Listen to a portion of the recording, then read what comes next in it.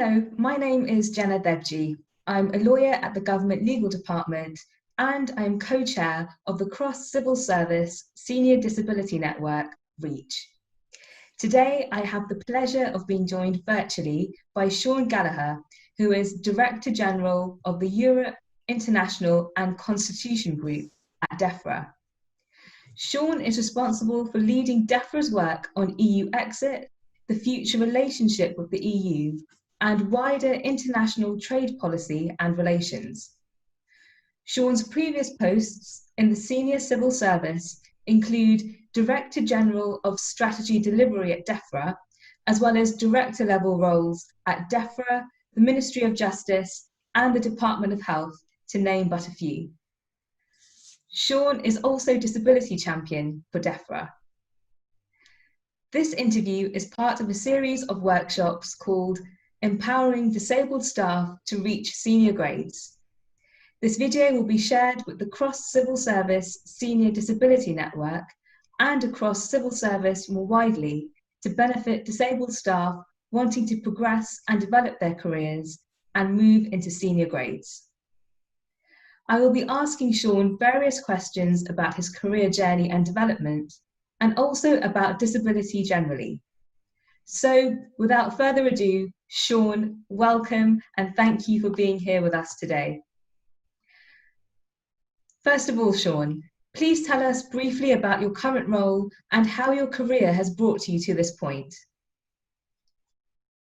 Okay, thank you, Jenna, and thank you very much for asking me to do this. Sorry we weren't able to do the original plan of a workshop, but COVID-19 has changed things for everybody, and actually this is a really good alternative way of bringing people together on this really important issue. You've already said the role that I'm in at the moment. In terms of my backstory, I've been in the civil service for nearly all of my career. I had a couple of years before joining government where I was actually teaching in Zimbabwe, which was a fantastic and completely life-changing experience. But I've mainly been a civil servant. The great majority of it actually was in the Department of Health, or as it now is DHSC, working on a range of different areas of health and care policy. And I reached a point, it was only about 5 or 6 years ago, where having spent all of my career in the Department of Health, I decided to take the shift to move to other departments. And so I moved to the Ministry of Justice and now to DEFRA, where I'm working on environment and food policy areas. And one of the things that I tend to say to people from that experience is that we're incredibly lucky working in government in the civil service to have such a range of different areas that you can work on. I've really enjoyed those last few years doing something that I hadn't really thought I would. And there aren't many working environments where after so many years working in one area, you can just move into another and people accept you to do that. So I'm always keen to encourage people to think broadly about the career opportunities that exist, not just in one department, but across a range of them. Thanks, Shaun. And how would you describe yourself? That's a big question. So whenever I talk to people about my career journey or career history, I always start off by saying, actually, let me take you further back, because I do think that's quite important. So in terms of who I am, I was brought up I had a very nice and wonderful childhood and upbringing, but I was living in a family with Irish immigrant parents. My parents both came over to Ireland, from Ireland in the 1960s. My father was in construction, in building sites, spent his whole life working on building sites, as so many Irish people did in those days. And so in many ways, actually, that experience was incredibly positive, but it really had a strong formative value on me and the kind of person that I am. So we were not well off. We were not privileged. In many ways, actually, you know, Irish people back in those days were rather excluded, a bit marginalised. And people sometimes talk about, you know, being the first generation that goes to university. Well, my father left school when he was 12. my mother went as far as staying in school till she was 14. And I was one of 5 in my family, 5 children. And aside from myself, I did well at school and I went on to university. But aside from myself, my siblings all left school at 16 and made their way in life. And and one other feature of that that's been quite important to me is that my father couldn't work after a period of time of quite severe ill health. And my teenage years were spent in a family that was largely dependent on welfare benefits. And I then did very well in school, went on to university, and actually eventually ended up working in the civil service and went on from there. But I share that story with people when I'm talking to them, not because I think it makes me special. It does the very opposite. I think it makes me ordinary. It makes me just like most people. Actually, most people can tell a very similar story. But I have been surprised in recent years to find how much people assume that because I'm in a senior position within government, and normally when I'm not working from home like this, I dress quite sort of, smartly, and people tell me that I talk quite posh these days. They have certain assumptions about my background and where I've come from and all the other sorts of things. And actually, when I started my career in the civil service, despite having been to university and, in some ways I was joining as a fast streamer, so one of the kind of elite graduates, I was joining an organisation I still felt rather excluded from. And when I looked around me at the people in the most senior positions, I thought, these are not people like me. They're not people that have come from backgrounds like I have come. So one of the things that, long-winded way of getting around to it, one of the things that has been important to me, particularly as I have progressed in my career and become more senior, is to ensure that I kind of remember that reflection of how I felt coming into the organisation that was the civil service back then, and to really kind of give a great focus to inclusion, openness, encouraging everybody to believe when they join our organisation that they can do anything, that they can progress to any level, that there are not certain types of people who succeed and then others who don't. And that's really important to me. And it's one of the things that, particularly in more recent years, has been an increasing part of what I want to give time to in the senior roles that I've had. Thank you, Shaun. Thank you for sharing that with us. And I believe you've touched on this a bit already, but can you tell us why or how you've become interested in disability rights and what motivates you to champion the careers of civil servants with disabilities? So you're right, I have touched on it in a way that, that sort of drive for inclusion and genuinely valuing everybody equally in the civil service is what is at the heart of it. In some ways, I'm an accidental disability champion. I don't have a disability or long-term condition myself, but when I was asked, when I was appointed into a Director General role, and I was asked by the Permanent Secretary, who was Claire Moriarty, who was a real inspiration in terms of her leadership, if I would take on the role of disability champion for DEFRA, I was really pleased to be asked, and I was keen to take it forward. I have some sort of affinity, I suppose, with the issues that really matter in disability. In the years I worked in the Department of Health, I was responsible for a number of those years for social care policy. And that brought me into contact with a large number of individuals and organisations in the field of disability rights, mostly about sort of, improving the care and support for disabled people in various ways. But one of the things that really impressed upon me was that shift that was incredibly important away from that whole debate being about giving the kind of transactional care support to people who are disabled as if that's what they need, when actually the point of the social care services and the other public services is to enable disabled people to live the life that they want and absolutely live a full life. And there were a lot of really inspiring people I worked with during that time that I retained an interest in, and even after I moved away from health. But the way I look at the role of being a disability champion is I can't myself bring the lived experience from the position that I have, but one of the things I can do is help give voice to those who do, and to ensure that I also then use the influence and the power that I have simply from my role to translate those voices and the expression of what needs to be better into some steps and actions that we can actually hope to make a difference with. So my disability champion position has been all about reaching out and finding people who are enthusiasts and willing to bring their own experience and their own energy to how we can make a difference to DEFRA as an organisation for people to work in. Thank you very much. And yes, we're very lucky to have you as a champion and ally of the cause. Right, so what are your top 3 career tips, Shaun, either generally or specific to someone with a disability? So I think one, probably what lots of people would say, do work that you love and can enjoy.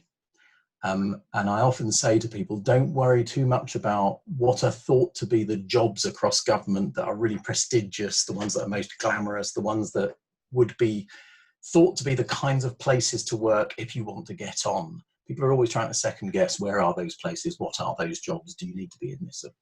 Actually, I really wouldn't worry about that. The most important thing is to seek out the kinds of work areas that you can have a passion about and that you can feel that you can make a difference. Sometimes they're quite unglamorous. Some of my most enjoyable jobs in government have been in areas that don't massively hit the headlines, but they make a difference to real life. So that's the first one.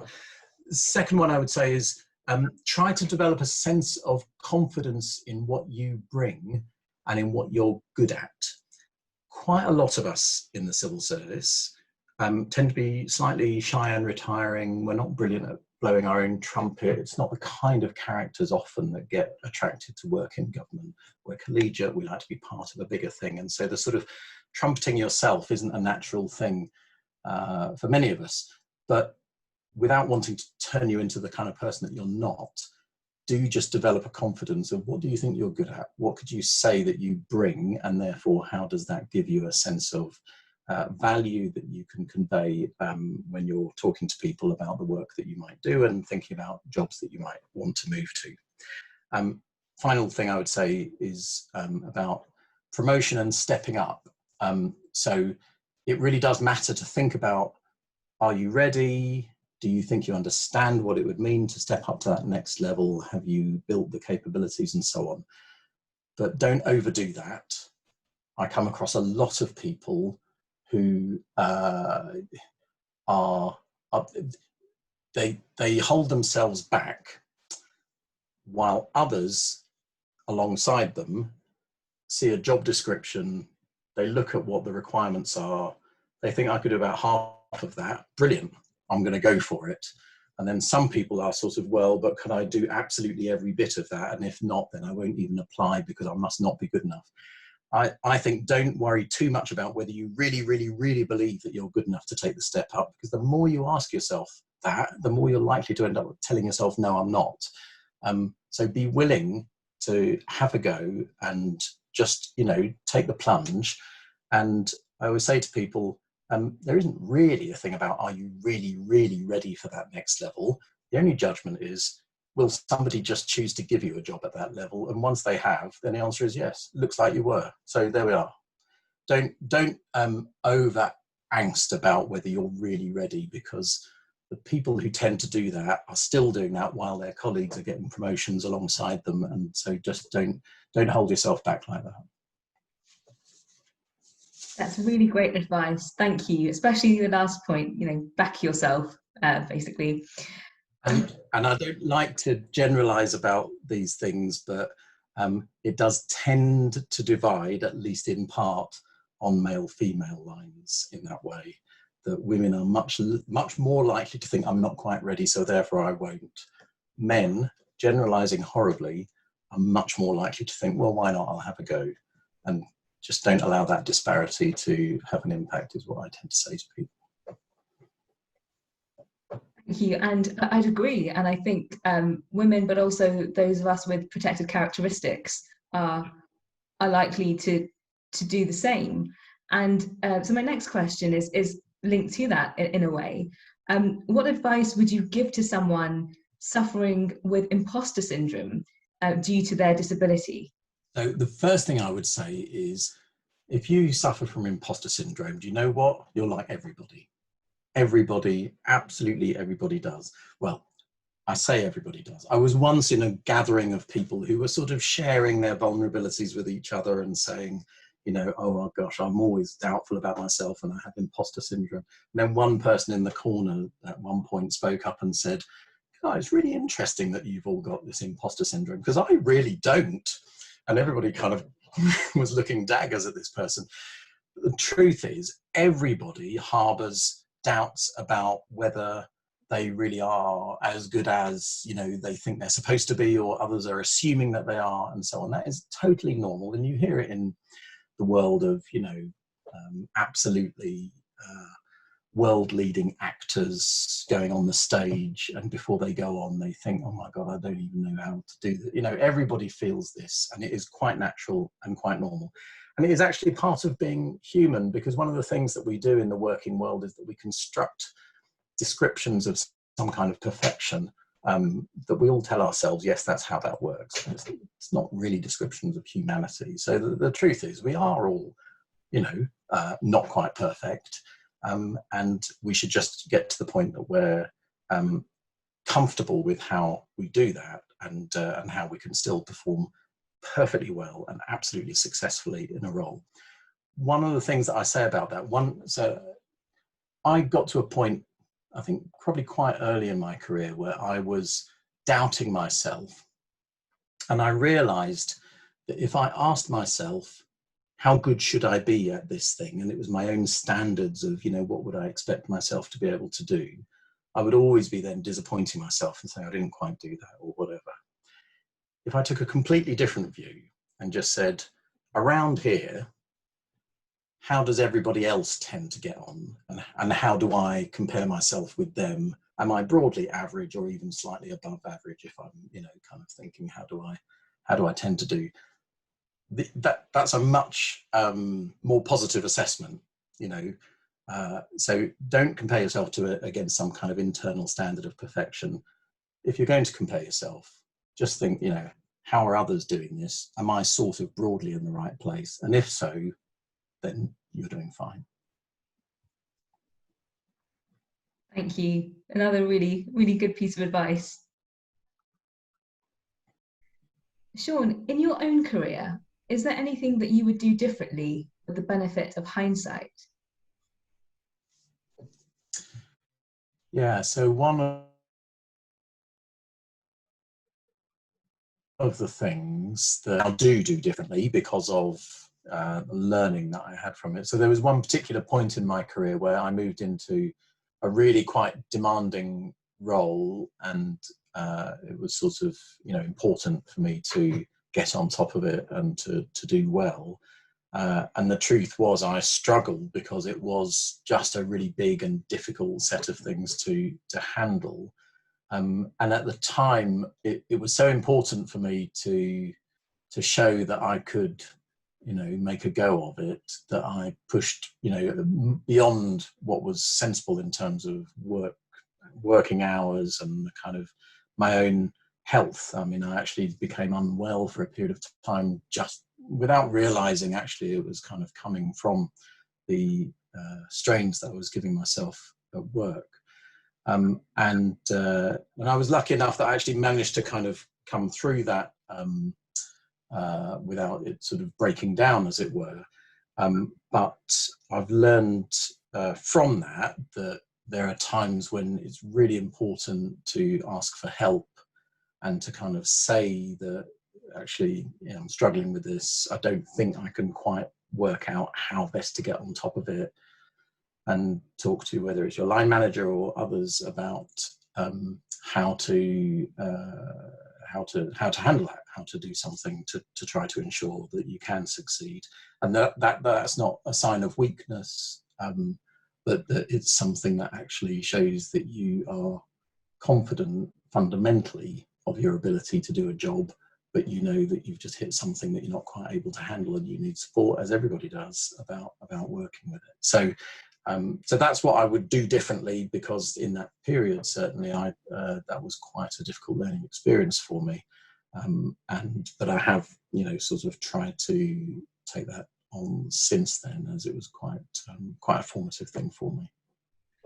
Thank you for sharing that with us. And what's been your biggest setback, and how have you come back from it, and how do you generally deal with setbacks?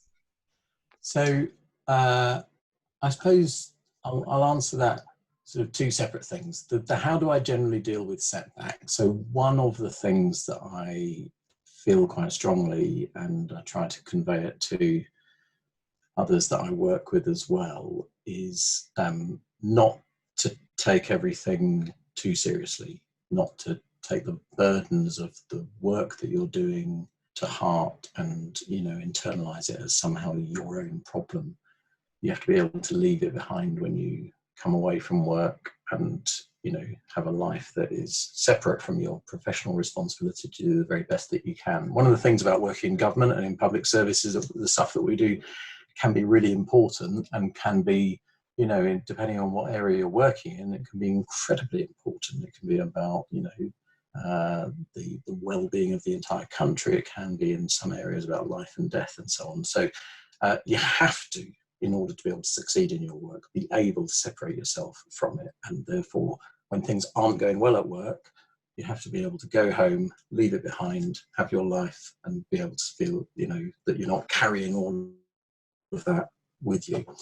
And I've had to learn that over a number of years, and I think it's really important for a lot of the work that we do, where it can get quite a strain in just the sheer responsibility that we often hold. In terms of actual setbacks that I've faced, so in sort of career terms, I've had quite a number of jobs that I really wanted to get and that I didn't get. And again, one of the things that I have to sort of say to people when I'm in, quite a senior position is all the jobs that I've ever got, certainly for the last, let's say, 15 years, I have got because somebody advertised a job, I applied for it, I went through a competition, I did all of the rigmarole of all the stuff that you've got to do, including an interview and everything, and then somebody chose me. I think sometimes people think that there is a class of people that float to the top who only ever get tapped on the shoulder and, and so on. And if there are such people, I'm not one of them. I've applied to more jobs than I can think of throughout my career, and that's how I've got my jobs. As a result, I've also done lots of them that I haven't got. And each one of those times is often, a real blow and a setback, and it's quite, it can be a real disappointment. You thought you could have enjoyed doing that thing, but again, one of the benefits of working in government in the civil service is, you always get another chance. You can recover and think again. There was a time when actually I went through, I think, 3 or 4 promotion attempts, including getting to interview, but just not getting the job. And I decided actually just to give up on that promotion for a while. And I spent another 5 or 6 years, I think, at the level that I was at before coming back to. And instead I'd expanded into lots of different areas that I'd not had the experience of. And actually I feel better for having done that. So sometimes, you can follow a different path and from a setback have something that still ends up as a positive experience. Thank you. It's really heartening to hear you as Director General say that, and give us that confidence that if we keep trying one more attempt, we'll get there. So thank you. So Shaun, can you tell us about one particular civil service initiative for disabled staff that you think would help with career progression? Yeah, can I mention 2 slightly different things? So I think from an organisational perspective, one of the things that is most of value and that I have tried to kind of give attention to is visibility and much greater openness and awareness about disabled people and disability in the workplace, and the diverse experiences that people have had. And so individual stories where people are willing to come forward and talk about their experience and how that translates into the workplace are incredibly impactful, and they really make a difference.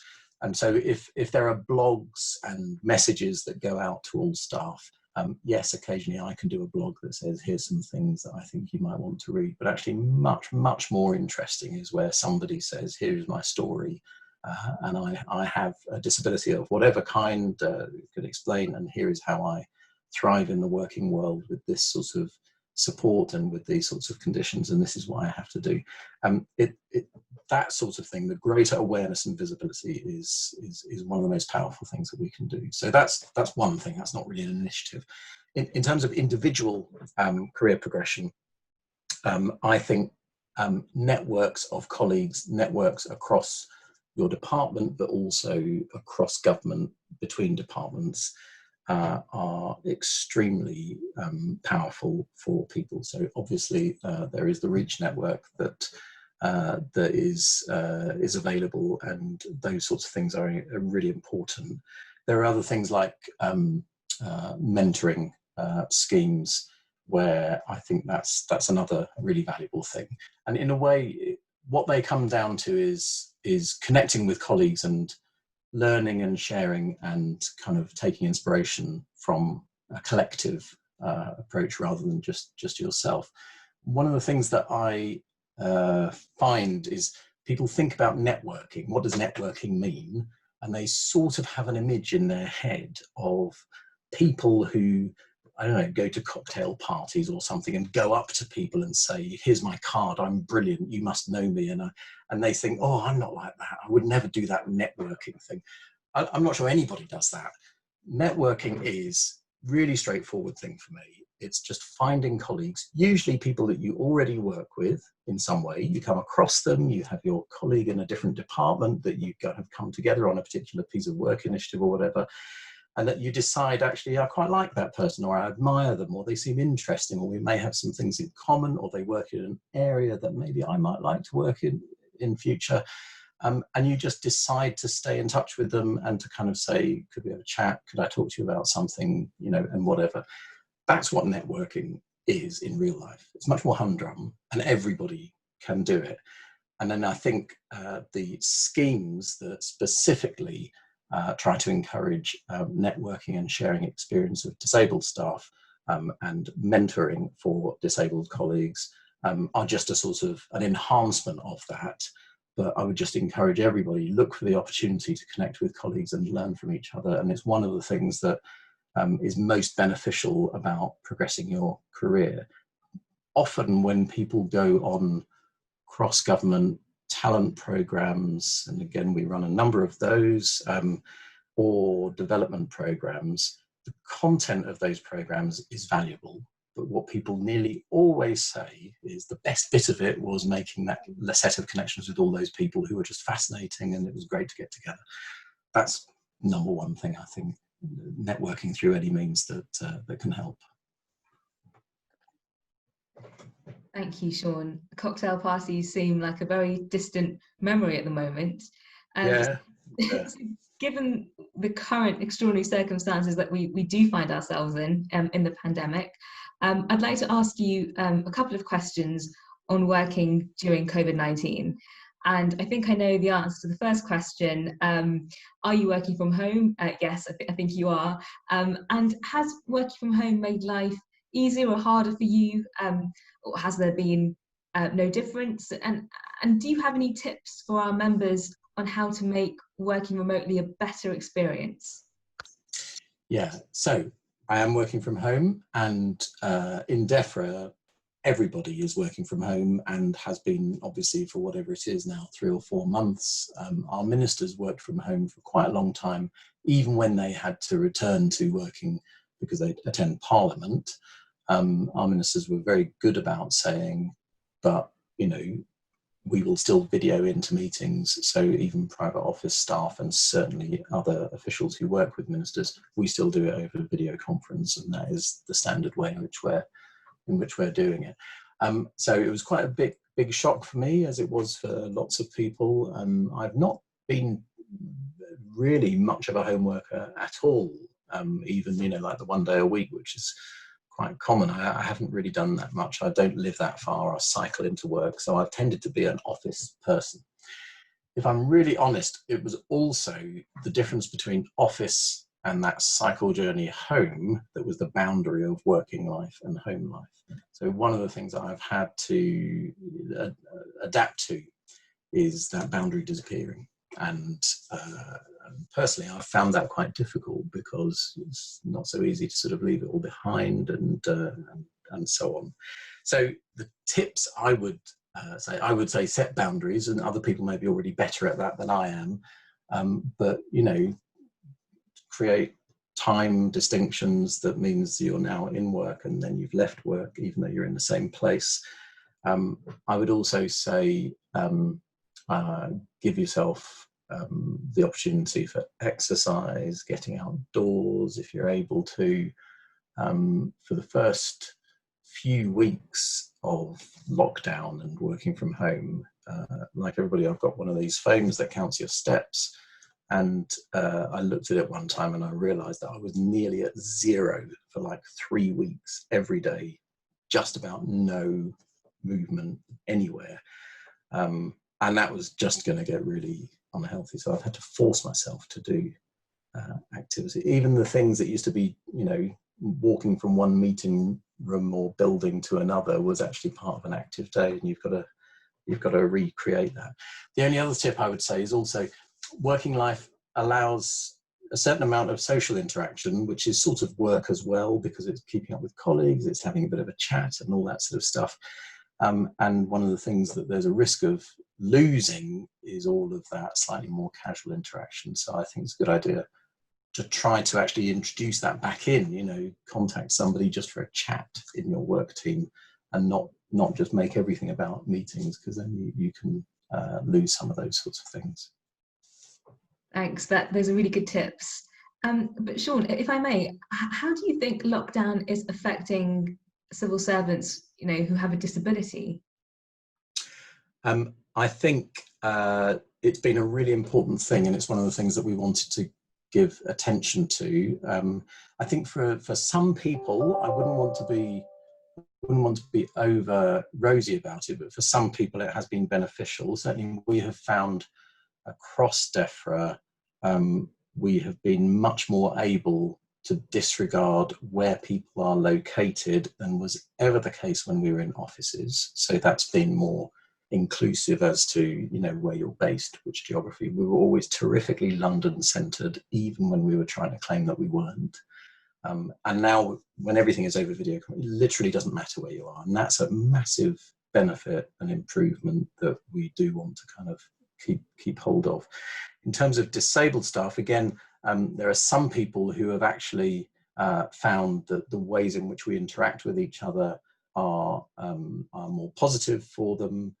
Some people who never really thrived in an office environment, you know, may find it beneficial to work the way we are. But I'm also very conscious that some disabled staff have felt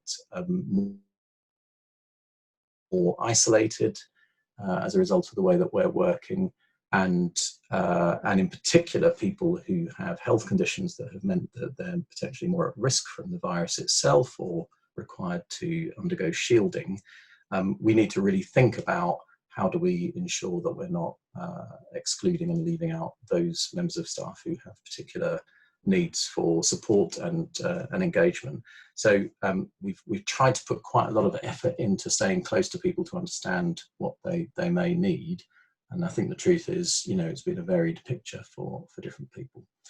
One of the things that we've just agreed to do in the last week or so in the DEFRA Disability Board that I chair is, now that we've done the sort of 3 months or whatever that was going to be working at home, and certainly within DEFRA, we have taken the position that it looks like working from home could well be the norm for quite some time to come. We're saying maybe 6 months, maybe 12 months, you know, who can quite say, but it's that sort of time frame. It's really important that we don't treat this as an accidental time limited thing, this is now how we work for quite some sustained period of time.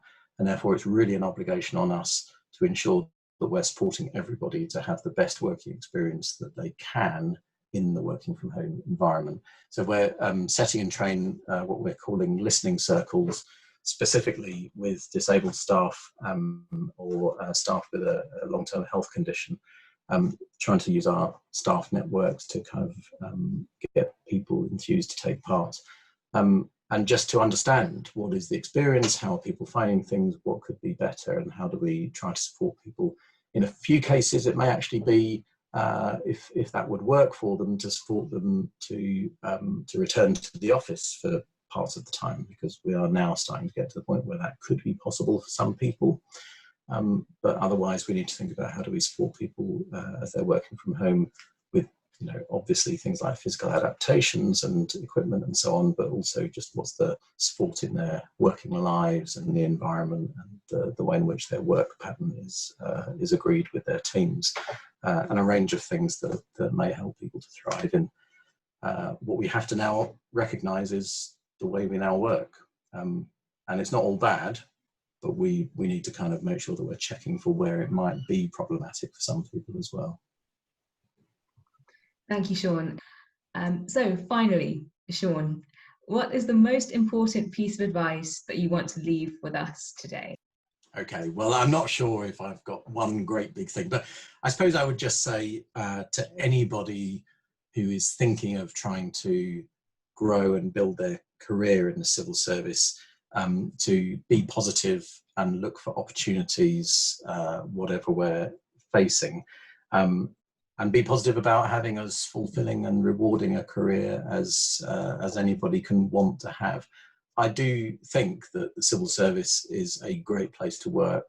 I think there are opportunities that we have as civil servants that you wouldn't get in every workplace, and I think positive thinking about the opportunities to progress, do well, and have really fulfilling careers is good for our own well-being. Whatever challenges we're facing, I think thinking positively is always helpful for me. But it also helps in the sense of, if you're wanting to kind of progress and do well and reach senior positions, a positive mindset actually is not usually written on the kind of job descriptions, but it is one of the most important things just to bring to any work that you do. Thanks. Shaun, it has been a real privilege to speak to you today. Thank you for being so candid and so open about your experiences. The positive impact that you've made and continue to make, especially through your role as disability champion at DEFRA, is fantastic, and we're lucky to have you. Learning about what has worked for you, what you do differently with the benefit of hindsight, and also the top tips that you have shared have been incredibly useful. I'm certain that much of what you have said will resonate with a lot of our members, and more importantly, it will empower us and inspire us to progress and develop our careers. I, for one, have taken away that you need to love what you do, you need to back yourself, have confidence, take opportunities, dust yourself off, and ultimately remain positive. So on behalf of REACH, the Senior Disability Network, thank you so much for taking part in this virtual interview today, and for being so willing to share your experiences and insights with us. Thank you. Lovely to meet you as well, and I hope that the initiative really flourishes and you get some good material to share with colleagues.